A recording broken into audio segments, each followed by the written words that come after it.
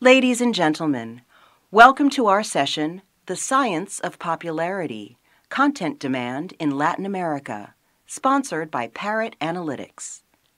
Please welcome our moderator, Senior Contributing Editor at WorldScreen News, Elizabeth Geider. Thank you. Okay, good afternoon, everybody. You can hear us, right? Yes, okay.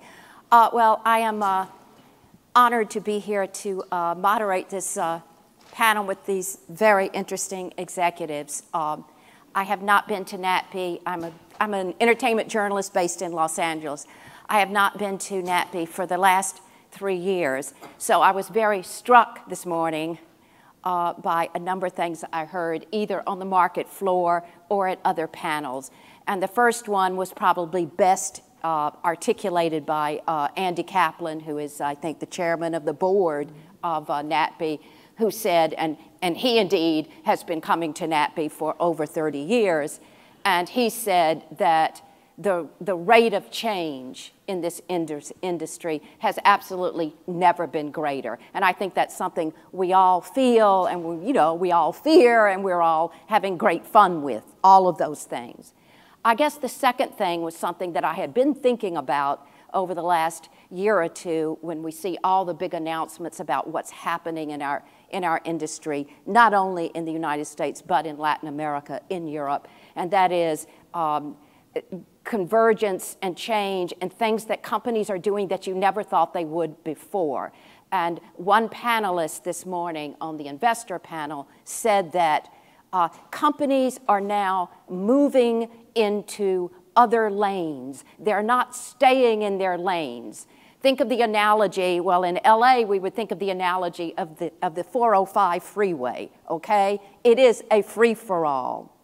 And if you change lanes too erratically, or if you fail to see that something's about to hit you and you never change lanes, you're liable to have a wreck, right? So that's kind of what's happening with companies. We're seeing them grapple with that whole need to, should I grow? Should I be sold? Should I buy someone? You see Disney and Fox. I mean, who would have thought 2 years ago? We see AT&T, this telco, trying to take over one of the iconic major studios in Hollywood. All these kinds of things are happening on so many levels.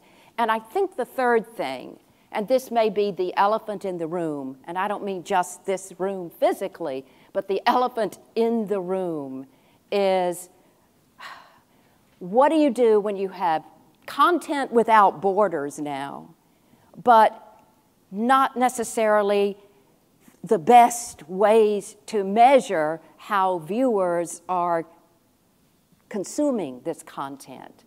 And so I think measurement and how we analyze measurement, how we get it, how we predict what viewers like. It's no longer about counting eyeballs, is it? It's about a whole array of things that are supposedly going to help us figure out how to commission product, how to produce it, how to distribute it, how to market and promote it, and for not just an audience, but so many different audiences. So the complications of this business are fascinating and amazing, and they do keep changing. And I want to introduce our panelists who are at the forefront of trying to figure out all of these things at once. We have Adriana Cisneros, who is the CEO of the Cisneros Group, as you know, a major player in Venezuela, but also in all of Latin America, and now in Miami, dealing with the American market and indeed the global market. Bruce Tuckman is a longtime key executive who has worked for companies as diverse as Nickelodeon, AMC, MGM, et cetera. I think you're even a lawyer. Anyway, all of these things, and he has now recently set up his own company, eponymously named the Tuckman Global Ventures. And thirdly, we have Warid Sager, who is the CEO and co-founder of Parrot Analytics.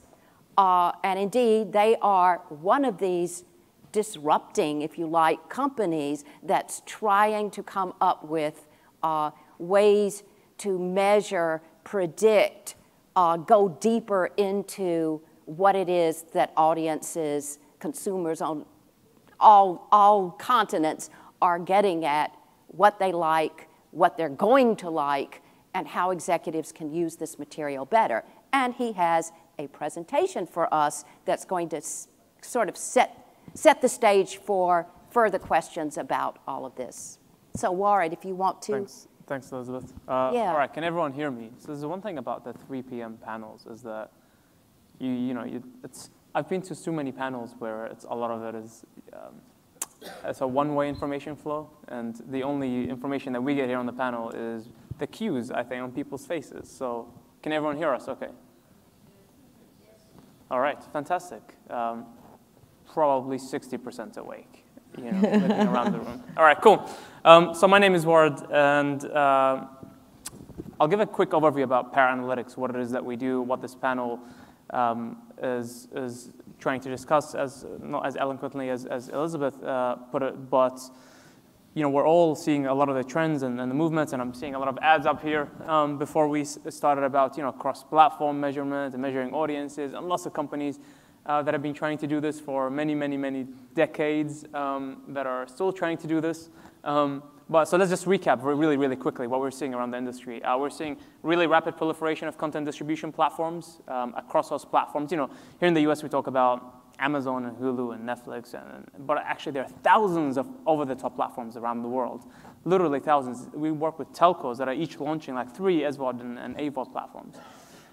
Really rapid proliferation of those platforms. What that means is now audiences are now more fragmented than ever. I'm a subscriber to a number of different SVOD platforms, but I also watch live TV and so on, which means viewers now consume content on lots of different disparate places, which means our ability as an industry more than ever is to measure these audiences becoming more and more limited, because we can't see within a lot of these places where their viewership happens, which means to get a holistic view of what is happening across the industry, across those platforms, is really, really difficult. And now, a lot of what the industry is still trying to do, as I was reminded by a lot of the ads here before the panel, is trying to panel its way through to knowing or seeing that viewership across those platforms, right? We're still taking that approach, or some people in the industry are still taking the approach of, well, if we can just get like 50,000 people, a panel of 50,000 smart TVs, and then measure what they watch across platforms, and we can extrapolate that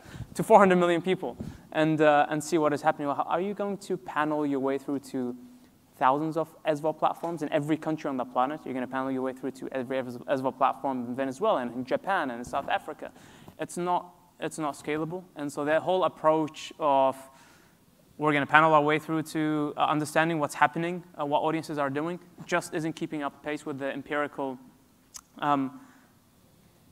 direction that the industry is heading in. So at the heart of that is this relationship between consumers and content, which we're going to have this conversation about. And this relationship takes many different shapes, ways, and forms. And I'll give a brief overview of what some of these, what shapes some of these forms take, and give you some examples. So at the heart of that relationship between content and consumers is this question: what is popular? And that question, that very question, you were talking about it before the panel. The very question, the very definition of popularity is now changing. And when Andy rightly put it, that the rate of change, that pace is changing faster than ever, consider this. If you ask someone how do you define a popular TV show 10 years ago, not even 20 years ago, you would have largely 9 out of 10 people would have given you the same answer.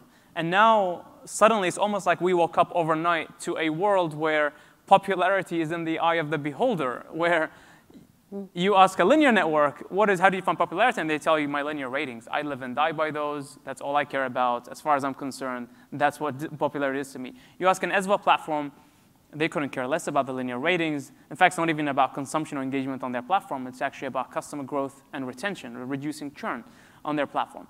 And so suddenly this, I said that once that popularity is in the eye of the beholder, and it's really, really true that different people now define what is popular differently. So our approach to this is this concept of global content demand. Basically, we set out to measure the demand for content, and that demand takes many different shapes and forms. And so here's a quick example of just what it is that we do. How do we define demand for content, which is our measure of the intent to view, the intent to purchase. And we call it demand because it's taking, the form that it takes is different. For example, if I watch 3 back-to-back episodes of a TV show, I'm expressing my demand for that TV show. But equally, if I read about it on Wikipedia, I'm also expressing my demand for it. It's just that there are different forms of demand that I'm expressing for it. And so essentially what Parrot Analytics does is we capture all of those different forms of demand, and then we say, let's actually combine them. So we've come up with a system whereby, if you watch 3 back-to-back episodes of a TV show, that is a much stronger indication of demand than if you tweet about it. Right? Like you just invested 3 hours watching a TV show, that's a stronger signal than like pressing like on a Facebook page or retweet on a tweet. And so we capture all the various forms of expressions of demand from billions of people online, and then we weight every single expression according to how much demand it represents, which, by the way, solves a lot of challenges around duplicity, solves a lot of problems around, sometimes you have a small group of fans that are hyper-vocal. A lot of our clients have problems with social media where a small group of fans are hyper-vocal about like a given number of shows.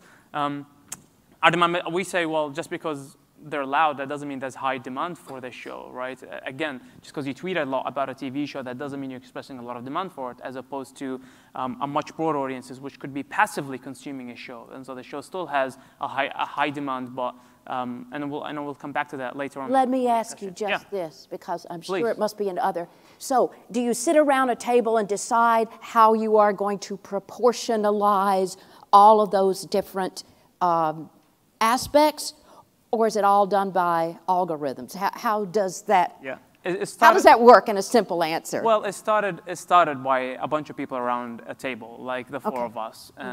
And that's why I think we smartly went out and got people like Adriana, like Bruce, who have been in the industry for much, much longer than we have, starting the company as a bunch of scientists, because we wanted to ask that question, like actually what is an important indication of demand? What is watching a TV show a stronger, like everyone in this room can probably agree that watching an entire episode of a TV show is a stronger indication of your demand than like writing a comment on Facebook, right? So, but there are more nuanced signals that are more closer, like is writing a comment a strong indication of demand than reading a Wikipedia page?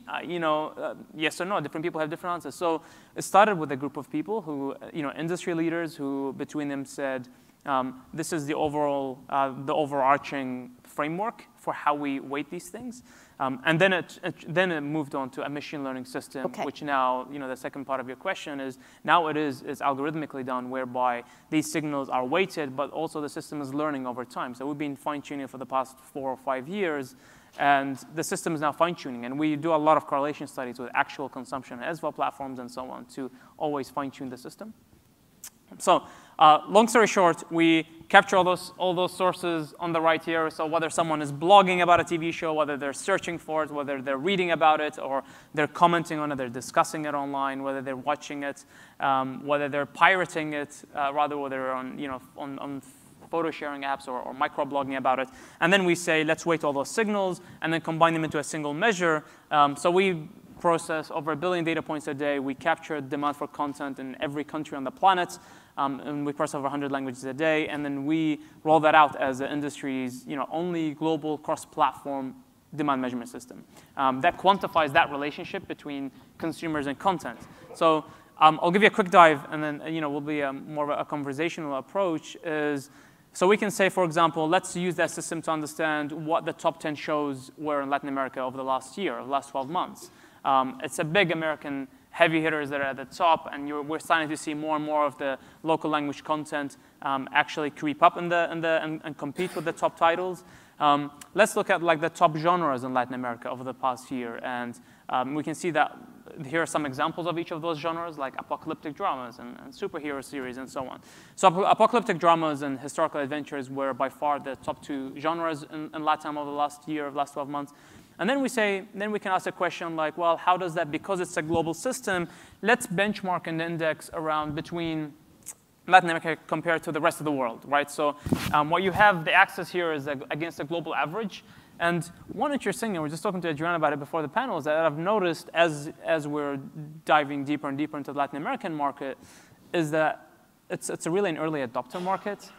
People here, I think people around the world would be wise to see what audience trends are across Latin America and as an early signal of what is about to happen in other markets. For example, we're seeing Latin America as probably the first continent where superhero fatigue is starting to show, right? And so over 2017, under-indexed not insignificantly against the global average in terms of the region's demand for superhero series. We can also, because the system is cross-platform and people consume and talk about and pirate and read about and search for all types of content, we can look at like what are the top 10 SVOD titles in LATAM. And here you're seeing a lot more local language titles show up in the top 10. We can do things like, can we look at the top 10 titles, original series on Netflix, Amazon, and Hulu, and plot them against each other in the Latin market? And so we can see that Netflix by far has an early and significant lead against the others, at least as far as their top 10 shows are concerned. But here's the other example. I talk about the audience in Latin America being an early adopter market and also more digitally savvy and digitally native, is that if you look at the average popularity of the top 10 shows on Netflix, top 10 original series on Netflix, by region, North America, LATAM, Europe, and Asia, the average across LATAM is significantly higher across the entire 12 months than other regions. And so you're seeing these platforms, SVOD platforms, invest significantly in markets like Asia, whereas you compare the red line with the yellow line, and you can see that it's 70% higher. There's a higher demand, 70% higher demand for the top 10 Netflix original series in Latin America than in Asia. And so the audience here are more digitally savvy. They have more native digital adoption, at least as far as the data is showing. Then we can look at, say, for example, so this is the different slices and dices of like how we can use a global system to answer various business questions, like how do historical adventures differ across countries, like Argentina and Brazil do really well in historical adventures, but Mexico and Chile don't over the past year. Now, it's interesting when you look at what happened over a 5-year period, right? And then you'll start to pick up trends where markets are heading towards, where markets are decreasing. This is a really interesting concept. We do a lot of work with our clients around what we call travelability, how content travels around the world. So we can see that content that originates from Argentina, because we can see what the global demand is for all content, we can isolate just content that originates from Argentina and see how it fares around the world, right? And then we can see that it travels expectedly so to Spanish-speaking markets, but also across Europe, actually. Now, in comparison, if you look at just the Portuguese content from Brazil and where it travels, Portugal. Primarily, right? And we can see this. Now, we can show another slide of like Spanish dubbed Portuguese content, and I expect that to travel further and wider than just Portuguese. But if you just look at the content originating from Brazil in Portuguese, this is where it travels. You see some African countries showing up there as well. And when you put them side by side, you can do this. Now, you can do this for example, Marseille, and a French original series from Netflix, and then you can see against the home markets, like it's in Belgium and Senegal and Luxembourg, where it travels, right? And then you can see You Are Wanted. This is a German thriller by Amazon, an original series, and then you can see that it actually, there's higher demand for it in Austria than there is in Germany, its home market. And then you can look at a Spanish original show produced by Netflix, original series, and then you can see how it travels across the Spanish coast of the LATAM continent. So here's a different form of looking at, like diving into this data, and I'll wrap up in 2 minutes now. So basically, we can look at a lot of our clients. Obviously, there's so many different sources of demand, like social media. A lot of people are looking at social media analysis and so on. But here's an example where Vikings is really, really popular in Brazil, right? Now, look at the pie chart. 2% of the total demand expressed for Vikings in Brazil happens on social media, right? So if you just look at social media analysis for the show, you would be led to wrongly believe that the show isn't really popular. It's not true. It's really popular in Brazil. But Brazilian fans of Vikings aren't as vocal about their demand for the show as other fans in other countries, like in Panama and Spain and Peru and Paraguay, right? They're much more vocal about their love of the show than fans. And so this is just an example where you can't look at like one part of the pie and say, oh, we're just going to look at social media to understand popularity. Well, you'll be missing, like in this case, 98% of the full picture. Right? Then we can slice and dice. For example, we can understand how are the audience feeling, so we can plot the mood over time by episode, right? Not just the emotion and the mood, but what do they feel and how strongly do they feel about it, right? So we use a psychologist approach to, there are 8 different moods that drive our behavior. So we can see how audiences are feeling towards any particular TV show on an episode by episode basis down to a specific mood level. So we can see where their anticipation, for example, if you're a marketing team, you really want to build up anticipation leading up to a new season, right? You want that mood to be expressed the highest, right? And trust, whereas sometimes you see anger when the favorite character dies and so on. You don't want those feelings to linger. You want them to spike during an episode so people react to what's happening in the episode, right, but then it dies down afterwards. Otherwise, people disengage. There's lots of different examples of how we delve into different slices and dices of content popularity, but I want to turn over to the panel now, and then we can show other stuff as we go. This is fascinating, and I will ask you more in a little while about affinity, because I don't think many companies have analyzed affinity, and yet that is when you have a conversation with a friend, that is really what you're talking about, your affinity for a genre, your affinity for a character, et cetera. But I wanted to ask both Adriana and Bruce, who have such almost opposite relationships with the Latin American market, in that you are based in it, you know it from a producer point of view and a distributor point of view, and you have been in it selling both shows and channels, et cetera. So you kind of come at it from 2 different perspectives. Adriana, you first.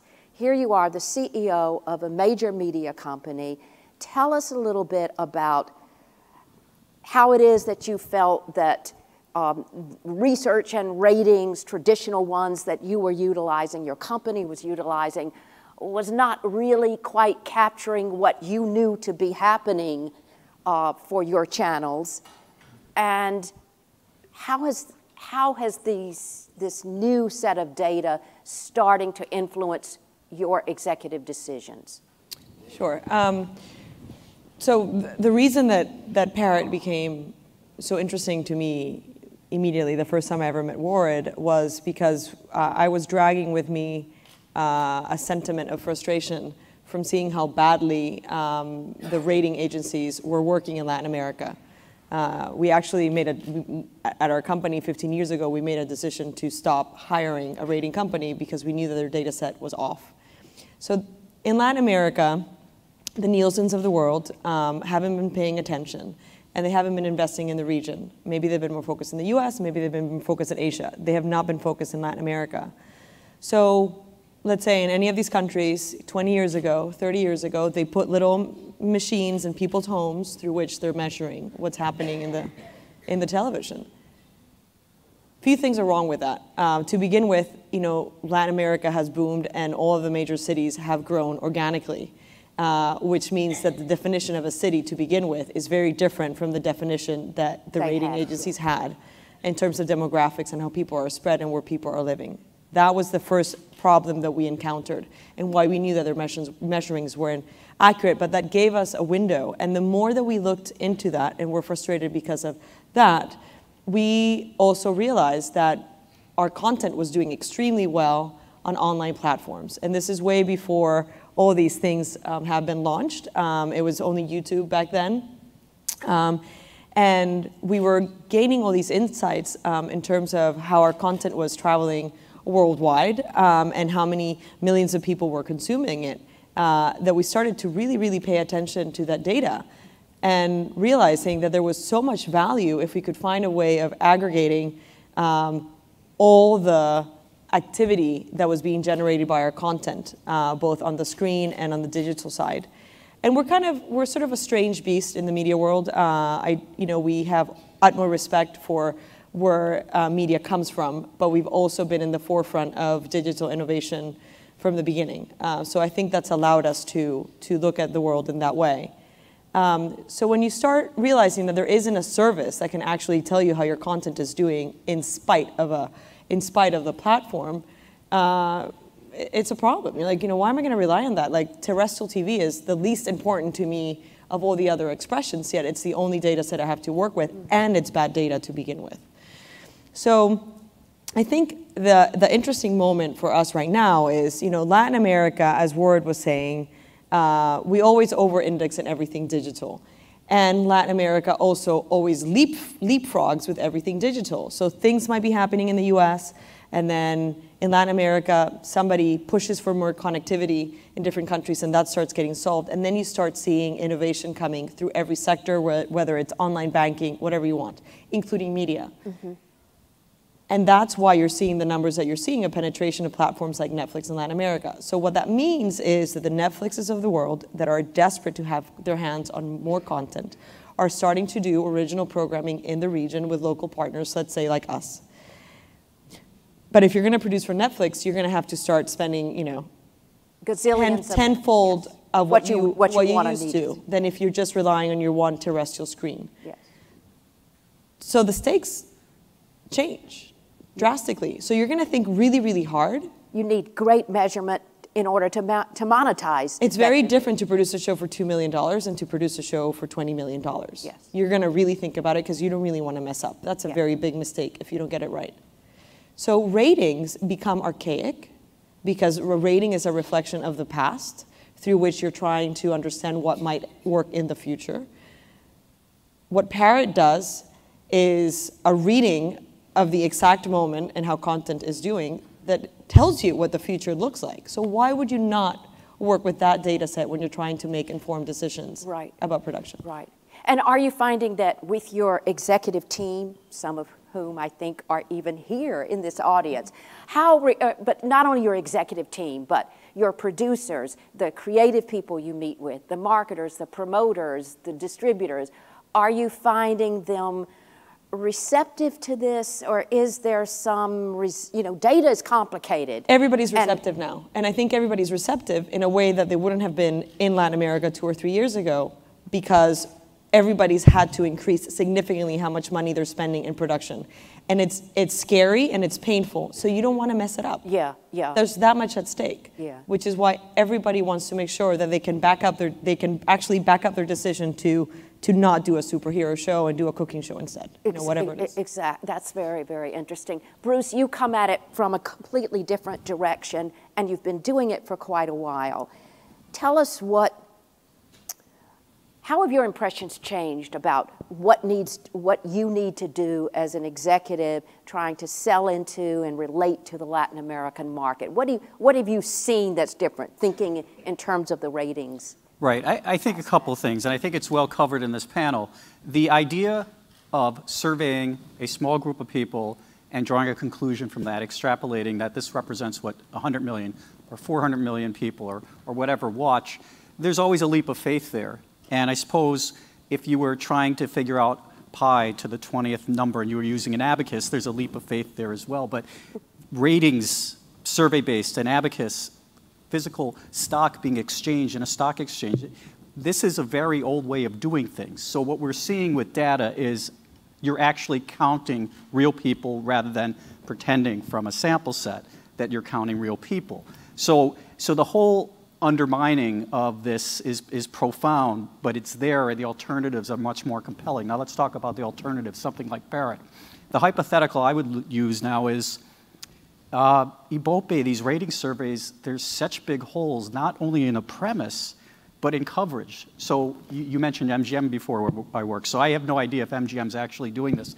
But think about this as a buyer and a seller if you were MGM. Handmaid's Tale, it's on Hulu. Nielsen doesn't cover that, and the product is sold to terrestrial or cable broadcasters around the world. There's only Hulu in the US and Japan. And how do you sell it? How do you sell it? How do you interpret to buy it? You'll get a sales pitch. This is Handmaid's Tale, won an Emmy and a Golden Globe. Now what are you going to pay for it if you have no data? Yeah. And if you want to sell it better, well, I've seen a lot of statistics that Ward has put together. You probably get a good price if you put all the data behind it in your sale. So what I guess I'm saying is for buyers, sellers, and when you're acquiring programming, by using this data and being able to just see it at so many levels, so deeply, so cut finely, you really can make smarter choices. You can still use your gut, but you have an overwhelming amount of facts on the ground you could look at to support or refute your own gut in the first instance. Oh, that's fascinating. Adriana, when you look at the kind of programming choices that you have to make in what you're going to make, and you can speak to both the Latin American market and the Hispanic market in the US, which I think is an extremely interesting market right now.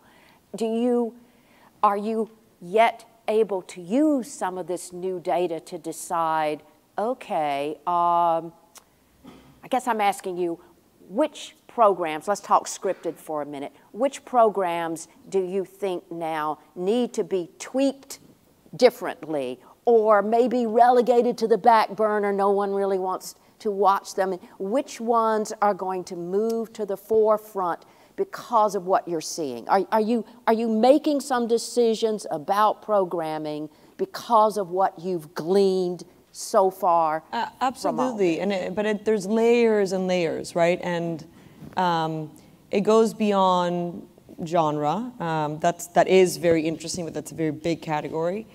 But it also, being able to work with something like Parrot gives people like us the opportunity when Netflix is trying to buy all the global rights for our programming forever, and we're kind of freaking out.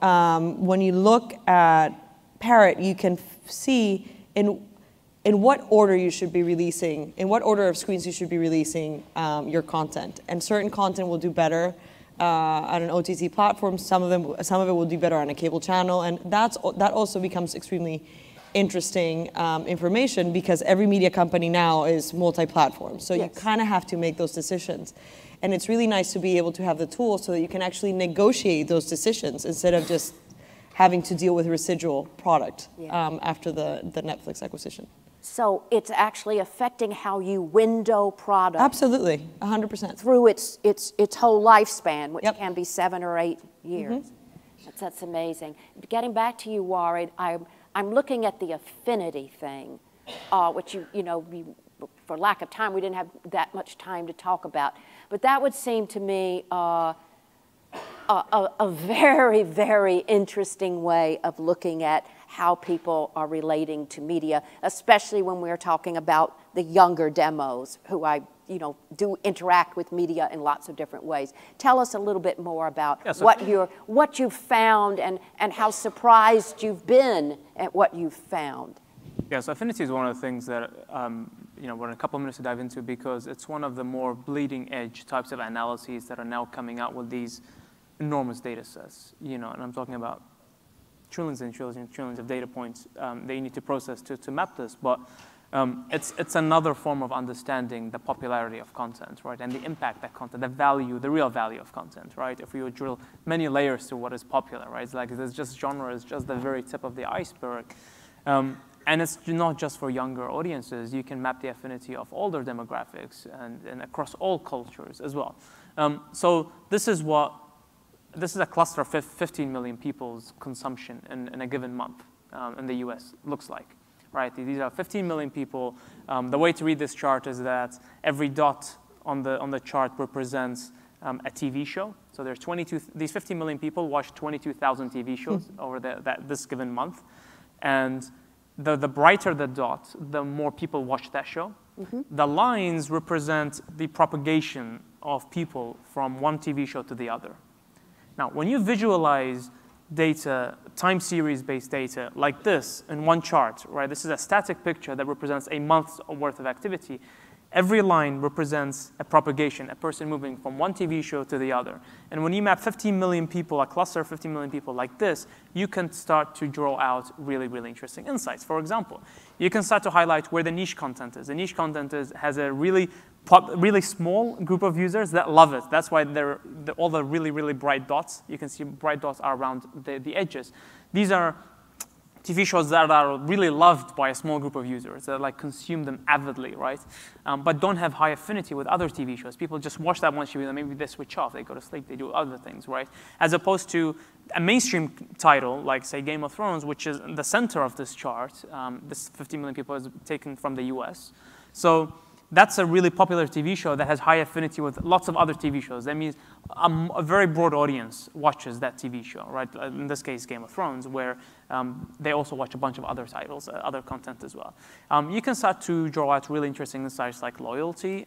With that, meaning if you're an SVOD platform or you're selling to an SVOD platform, you want to understand what impact will my content have on your underlying user base. For example, if you know that you have a show that has a really high affinity with all the original series for a given SVOD platform, then you also know that that show should be valued a lot for that given platform. Because if you remove that TV show, that title from the underlying user base, it's going to have a downstream negative impact on the other titles around it. So with this, you can map things like TV show as well as entire network affinity. So you look at, for example, if we simplify that, it's an easier visualization. You look at Vikings, for example. People who watch Vikings, this is now looking across all of Latin America. People who watch Vikings, what are the top 5 highest affinity titles? So people who watch Vikings also most frequently watch Game of Thrones, The Walking Dead, Suits, Westworld, and The 100. Right? And the size of the circles here represents how close the affinities are. So clearly, advertisers as well as executives Absolutely. are going to be very interested in that kind of data, aren't they? In and terms really of where am I going to put my ads, my spots? The really interesting thing is that we're seeing, for example, these are just, this is a really interesting example. Like you look at Club de Cuervos and you're seeing Naruto, a Japanese anime show, show up in the top 5 highest affinity titles for it in Latin America. These are Latin American audiences for a local language show that have in the top 5 a Japanese anime, a local Japanese anime showing up. I don't even know if Naruto airs across Latin America or what channels, or whether in fact it's even available in the market. But these audiences are finding it and they're consuming it. But to your point, absolutely. We're seeing also these are just content affinities, but we can do brand affinities. We know that people who like Empire, the TV show, in Japan also like Beats by Dre, the headphones, right? So we're starting to also infer brand relationships with TV shows, so to inform these advertising decisions as well as programming decisions. Okay, one quick question for all 3 of you. When I was walking over here, an old friend of mine, he's more on the creative side, said, well, what are you doing? I said, well, I'm running to moderate a panel. He said, what's it about? And I quickly, because I couldn't explain it, I said, it's about data. And he said, oh, that sounds deadening, Elizabeth. Now, he's a creative person, right? So my question really is, creative people, as a general rule, the writers, the ones that come up, the Vince Gilligans of the world, you know, the guy who did Breaking Bad, and, you know, all these others. These are instinctual people. They take risks. They have stories to tell. They want to tell the stories that they want to tell, right? How are they, or how are you going to help them, each of you in your own way, realize that there is a way that data can help them? And I'm not saying they're all benighted people and they're blind to this, but nonetheless, they have a different mindset coming at this. How do we concretely get them to realize and utilize some of this information to help them take their story where the story will be most effective and most popular, right?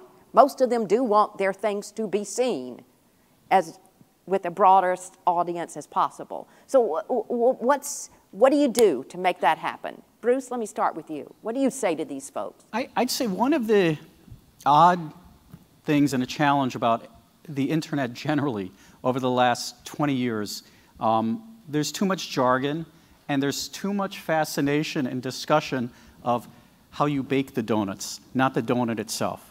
And I think the challenge for creatives sometimes is they keep hearing algorithms, data-driven, but what they should be looking at is something like this chart. It doesn't matter. It's just these are actually counted human beings as opposed to Nielsen's guess, and this is kind of what it is. This is something that is probably what a creative can and should look at without getting just bogged down in the whole jargon. I mean, it's akin to a painter and all everyone talks about is how the paintbrush was made. Just use the brush and go paint it. And I think that's where we're getting in terms of technology. We're now getting it to a point that it becomes so user-friendly, and what's important is to see and work with the end result and not how things are made along the way. Yeah. Adriana, from your perspective, how does this work with the producers that your company has to give a green light to or no? And Well, I mean, to begin with, if it's my money, I'm going to run the idea through the algorithm, and it's either going to go to production or not.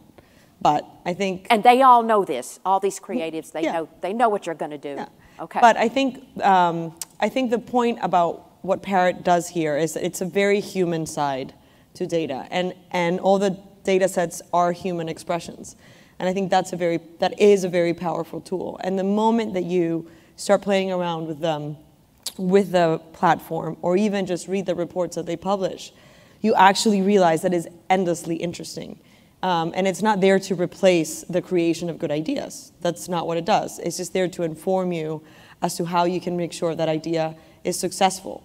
So, I mean, if there are any creatives still out there that are going to reject completely the idea of using data to be smarter with their production, well, good luck with they that. must be ending their career pretty soon. Yeah. So I think that's a key part, and it goes way beyond an idea. It has more to do, like you can even use it to figure out what arch of a story, what's the length of a story, how the arch should develop to be more successful in what markets. That stuff is really interesting. And it's not, listen, media companies have been using data for a very long time. We were assembling it differently, and it used to take a very, very long time to be able to do an informed decision. So it's not like data has never been a part of the conversation. Data's always been a part of the conversation. I remember as a little girl that we would see our executives come back from different countries with the newspapers, because back then the TV companies would print their the top ratings, right? The ratings, yes. And their month-by-month schedule grid on the newspaper. And the data team at our network would assemble all of that into a data set that then we would use to do informed decisions for our distribution company. It's always been part of it, but this is a lot more fun, it's a lot more accurate, and frankly, it's just stupid to not use this type of data to do a production. Exactly. Warren, what do you do? In terms of your client base, I'm guessing they're more production companies and distributors and advertisers, but have you dealt with the creative producers at all, and how are they responding? What's your takeaway from that? I love that analogy that you said, Bruce, about this is the brush, use it to paint. Yeah. Right? I'm going to openly steal that from now on. I relate to it personally because I used to do a lot of painting, and I think that's probably the most accurate way to describe it. Is that actually here is just it's a better brush, right? It's it draws clearer lines, it has more depth. If you're doing oil painting, without getting too technical, it's a better brush. But we're not telling you how to paint your painting, right? That process, there's we talk about execution risk and new creative projects and so on. That's the difference between a really, really good painter and a bad painter. You can give them the same brush, but they can produce vastly different quality paintings. And so this doesn't guarantee success. It's never like that. And so I think that's probably the most accurate way to do it, is actually if you make this so easy to use for both business decision makers as well as the creatives, then essentially it's just a better brush. But we're not telling them, and I probably wouldn't be comfortable telling any artist how to do their job, right? Because they know that infinitely better than any of us do. And so all you can do is just provide the tool, the paint or the brush, and say, here's a blank canvas, use it to paint. But that's your creativity, right? So you don't want to tell them how to paint. Rather, just give them a better tool, so they can. To wrap up, I just want to ask you, looking forward, we all look forward, the next couple of years, since there's been so much change in the last 2 or 3, looking forward from each of your perspectives, what do you see happening? What would you like to see happening, keeping the whole data question in mind? Starting with you, Warren, is there a metric, is there a thing, a nugget that we haven't yet seen, that you haven't yet been able to quantify or measure, that you're now working on? and maybe the other two will tell you which ones they'd like to know that we haven't seen. What's the company, where are you going to take the company in the next couple of years? Sure. Look, I think we really are just starting to scratch the surface of the soul, right? I said we're working on this for 5 years, but it's only now that you have an intersection of various number of technologies that are allowing us to do analyses like this, like really vast scale analysis. And that's cloud infrastructure, data processing capability, new types of graphing databases, and so on. And so these are technological advances which are also impacting the media industry from an internet broadband penetration and so on. I think we're just starting to scratch the surface of the soul. And I'm going to take the humble approach and say we actually, even though we think we're at the bleeding edge of this, we still don't know what we don't know in terms of what is yet to come, because we're still uncovering new types of analyses and insights. And I think this whole, there's a slide in that where we say this is where art meets science. And I think it probably summarizes it, because there's an entire element of art. We're venturing into this element of art, which is very nebulous. We still don't know what we don't know about this. What we do know is that we can now make very systematic decisions, and we can now understand how popular or how much demand there is for any piece of content anywhere on the planet, regardless of what window or platform it's on. And that's really exciting. Yeah. Adriana, what would you like to see? What will help you in the next couple of years? I think what I dream of, using sort of the two sides of my brain in the industry, is I think very soon we're going to be able to use Parrot to identify the right products to do product integrations into original programming. And I think that will revolutionize the way that you think about your advertisers and what you can potentially do with them. This is more than sponsorship. This is about getting the pretty subtle stuff. Okay. And it will help you because, I mean, you own a company that is, you are commercially backed, so you want your advertisers to find these new ways. Think how amazing if Warren can meet with the team behind the next Bond movie and actually prove to them which would be the best watch, the best car, and the best airplane to actually be part of that movie, instead of doing it because of, Yeah, exactly. Pretty cool. Pretty cool. Bruce, what do you think? Well, I would look at it even in the next couple of months, and just very practically speaking, for anyone here, and I ran networks over the years, networks that are buying third-party TV shows. I would urge you, if you are doing that, to tell whoever's buying for you, when they come up and they say, sign off on CSI or whatever this, sign up on the budget, to say, show me all the other shows you were also thinking of, and how they stacked up against each other on Parrot, because I need more data. Because otherwise, I'm just going on faith. And faith is a good thing to go on, but data really is going to make people, as Adriana is saying, much more religious. Yes, I think so. We'll be more faithful. So that's what I would suggest. I want to thank this fabulous panel, Warren, Adriana, Bruce. They are amazing, and such an attentive audience. Thank you all. You've got a lot to do. Thank you.